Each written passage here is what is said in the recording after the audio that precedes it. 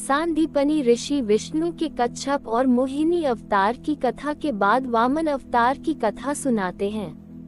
पिछले एपिसोड में वामन अवतार के कथा की शुरुआत हुई थी। फिर सांदीपनि ऋषि बताते हैं कि भगवान विष्णु वामन रूप में अवतार लेकर महाबली की यज्ञशाल के द्वार पर उस समय पहुंचे जब उसका 100वां यज्ञ आरंभ होने वाला था। एक सेवक आकर महाबली को बताता है यज्ञशाला के द्वार पर एक याचक आया है और वह आपसे मिलने की याचना कर रहा है।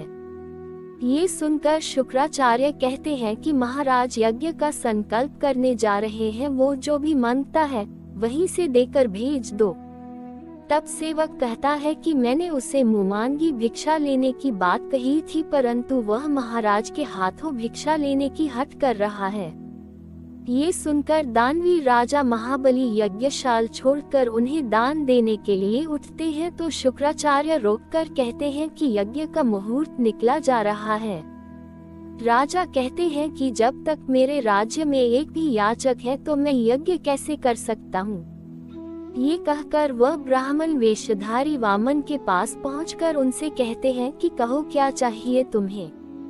तब वामन भगवान कहते हैं, राजन, आप भक्त प्रहलाद के पौत्र और महान आत्मा विरोचन के पुत्र हैं और आप स्वयं महान दानवीर हैं, अतः ये ब्राह्मण आपसे अपनी यज्ञशाला के लिए 3 पग भूमि दान में मांगने आया है। ये सुनकर राजा महाबली हंसते हुए कहते हैं, बस 3 पग भूमि? अरे मांगना हो तो एक राज्य मांग लो। तभी वहाँ शुक्राचार्य आकर कहते हैं कि हे राजन, आपका अंतिम यज्ञ पूर्ण होने पर आप त्रिलोकी के राजा बन जाएंगे और यह जो ब्राह्मण है ये और कोई नहीं विष्णु है जो छल से आपके पास आए हैं। ये 3 पग में ही संपूर्ण लोक को नाप देंगे। राजा महाबली यह सुनकर कहते हैं कि हे महर्षि, मेरे द्वार पर चाहे कोई भी आए, मैं अपने पूर्वजों की परंपरा के अनुसार उसे खाली हाथ वापस नहीं जाने दे सकता। इससे मेरी और मेरे पूर्वजों की कीर्ति प्रतिष्ठा गिर जाएगी। यदि ये सचमुच में ही विष्णु है तो यह मेरा सौभाग्य है कि स्वयं भगवान मेरे द्वार पर याचक बनकर खड़े हैं। ये सुनकर शुक्राचार्य क्रोधित होकर कहते हैं, राजन, यदि तुम इन्हें दान दोगे तो मैं तुम्हें श्राप देता हूँ कि तुम श्रीहीन हो जाओ। ऐसा कहकर शुक्राचार्य वहाँ से चले जाते हैं। फिर महाबली कहते हैं, हे ब्राह्मण श्रेष्ठ, मैं आपको दान दूंगा। ऐसा कहकर महाबली हाथ में जल लेकर दान का संकल्प लेकर दान का श्लोक पढ़ते हैं और कहते हैं कि भक्त प्रहलाद का पौत्र और विरोचन का पुत्र आपको 3 पग भूमि दान में देता है। दान का संकल्प लेने के बाद वामन रूपी प्रभु विष्णु अपने वामन रूप में ही विराट होने लगते हैं। ये देखकर राजा और उसके सभी सेवक अचंभित होकर हाथ जोड़ लेते हैं। आसमान से देवता भी भगवान के इस रूप को देखते हैं। विराट से विराट होकर वामन भगवान अपने 2 पग में ही त्रिलोक को नापकर कहते हैं, हे दैत्यराज बलि, तुमने मुझे 3 पग भूमि देने का वचन दिया था।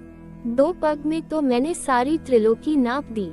इस प्रकार तुम्हारा सब कुछ मेरा हो चुका है, परंतु अभी तुम्हारी प्रतिज्ञा पूरी नहीं हुई है क्योंकि अब तुम्हारे पास कुछ नहीं रहा।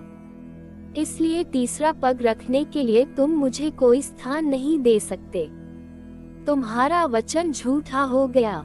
आसमान में देखते हुए आश्चर्यचकित और अचंभित दैत्यराज महाबली कहते हैं, नहीं भगवान, मैं अपने वचन को सत्य करके दिखाता हूँ।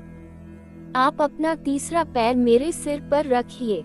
ये कहकर राजा अपना सिर झुका देते हैं। ये सुनकर भगवान प्रसन्न होकर अपना 3रा पैर दैत्यराज बलि के सिर पर रखकर हटा लेते हैं। फिर भगवान विष्णु रूप में प्रकट हो जाते हैं। ये देखकर बलि अति प्रसन्न होकर भगवान के हाथ जोड़कर खड़ा हो जाता है। फिर भगवान कहते हैं, महात्मा बलि, तुम सचमुच दृढ़ प्रतिज्ञ हो। हम तुमसे अति प्रसन्न हैं। गुरु के श्राप और हमारी माया से भी भयभीत नहीं हुए।